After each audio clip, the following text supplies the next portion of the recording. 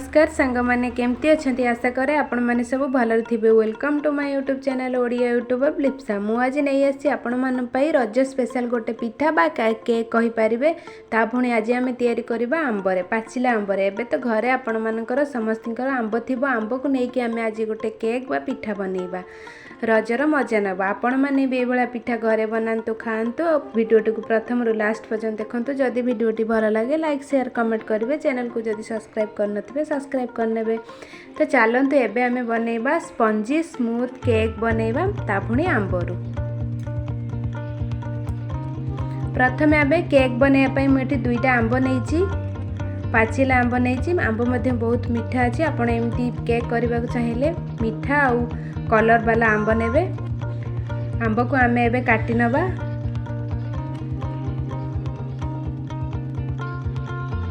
छुरी साहाय्य आंबर मांस गुड़ा को आम काढ़ी नवा। ये भाव में काटिकी आम तार चोपार मांस सब को काढ़ी नवा गोटे प्लेट को।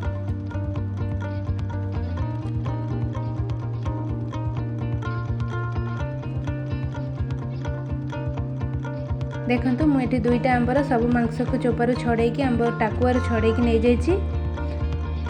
एबे आमे गोटे ग्राइंडर जार नवा। प्रथमे आमे जार रे 5 ରୁ 6 चामच रिफाइन तेल दे दवा।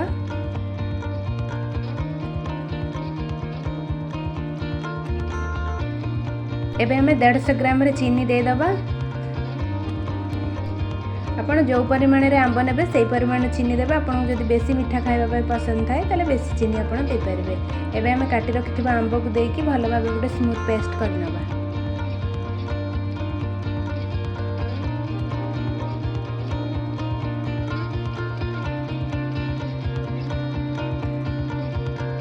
देखंतु एठी मु भलो भाबे ग्राइंडिंग करि नैछि। तो बाउल को ओजाडी नबा।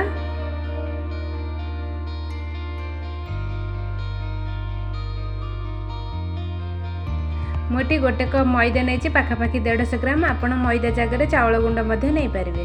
एक आम भल भाव गोल नवा।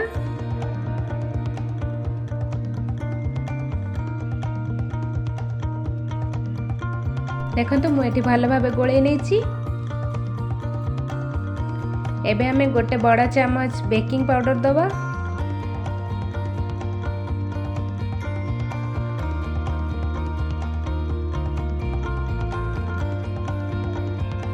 हाफ चम्मच बेकिंग सोडा दबा।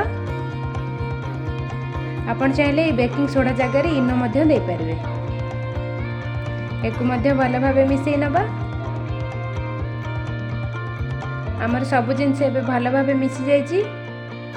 एबे हमें 5 मिनट पई रखी दबा। मुझे गोटे केक टेन नहीं तादर तेल लगे नबा। आपण ए जगह प्रेशर कुकर किछि मोटा पात्र मध्य नहीं पारिबे। गोटे चामच तेल देकी भल भाव सब आड़े लगे नवा।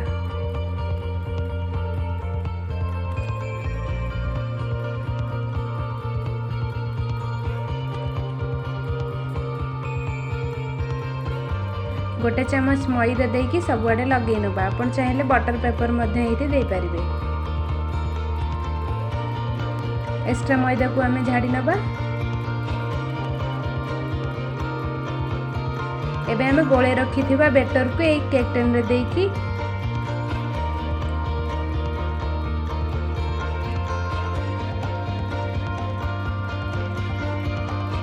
दुई हाथ रे हमें किछि डाब डाब करि नबा जा द्वारा सब आड़े हमर बेटर भल भाबे लागि जिवो।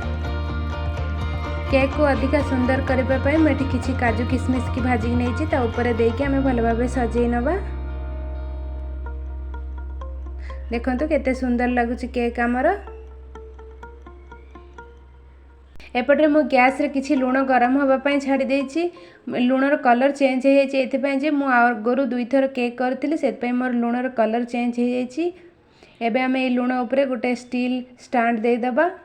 किछि समय लूण को गरम होबा पय ढांकुणी बंद करके छाडी दबा। एबे हमर लूण भल भाबे गरम हो जाइछि।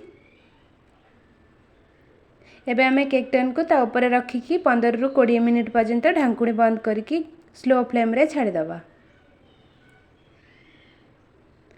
एबे हमर 10 ରୁ 15 मिनिट हो जाइए। आम ढांकुणी खोलिकी देखंतु केक हमर कि सुंदर फुलिकी ऊपर को पड़ी आछि। एबे आमे गोटे छुरी साहाय्य देखिबा। देखंतु एठी छुरी रे लागि जाउछ माने केक हमर हेई नै आउ 10 मिनिट पय आमे घोड़े की छाड़ दबा।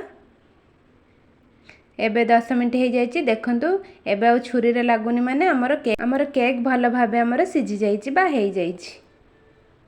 ठंडा हबा पई किछि समय गैस बंद करके हमें छाड़ी दबा। एबे हमर केक भल भाबे ठंडा हो गलानी। एबे हमें ताको गोटे स्टील प्लेट को काढी नबा।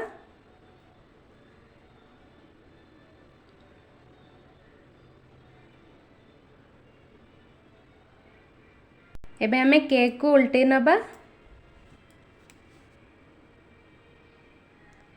केक ऊपर आउ गोटे थाली रखिके आउ गोटे साइड को उल्टे नबा।